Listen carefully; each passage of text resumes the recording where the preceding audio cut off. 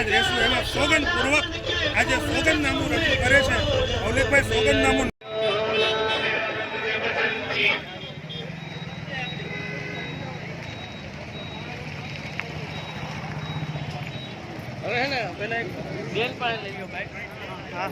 હું હરેશભાઈ સાવલિયા, આમ આદમી પાર્ટી જિલ્લા પ્રમુખ.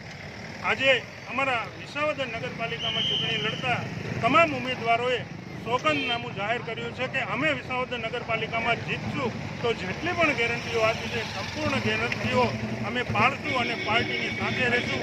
આવું એક સોગંદનામું કીધું દીધું છે. ત્યારે હું વિસાવદરની જનતાને અપીલ કરવા માંગુ છું કે વધુમાં વધુ આપનો કિંમતી અને બહુમૂલ્ય મત આમ આદમી પાર્ટીના ઉમેદવારોને આપી અને વિજય બનાવો, જેથી કરી આપણી આ વિસાવદર નગરપાલિકા સ્વચ્છ સુંદર બની રહે તે માટે અમે તમામ પ્રયાસો કરવાના છીએ. તો માટે વિસાવદર નગરપાલિકાને જનતાને બે હાથ જોડીને વિનંતી છે કે આમ આદમી પાર્ટીના ઝાડુના નિશાન ઉપર બટન દબાવી અને આમ આદમી પાર્ટીના ઉમેદવારને વિજય બનાવો. મહેન્દ્ર ડોબરિયા, વિસાવદર તાલુકા આમ આદમી પાર્ટી પ્રમુખ.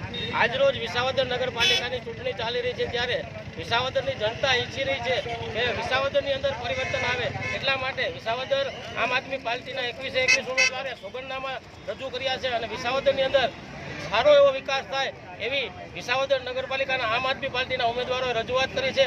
તો આવનારા દિવસોમાં વિસાવદર નગરપાલિકાની જનતાને મારી એટલી અપીલ છે કે વિસાવદર નગરપાલિકાની અંદર આમ આદમી પાર્ટીની બોડી બિહારે અને વિસાવદર આમ આદમી પાર્ટીના ઉમેદવારોને જંગી બહુમતીથી જીતાડે એવી વિસાવદરની જનતા પાસે આશા રાખું.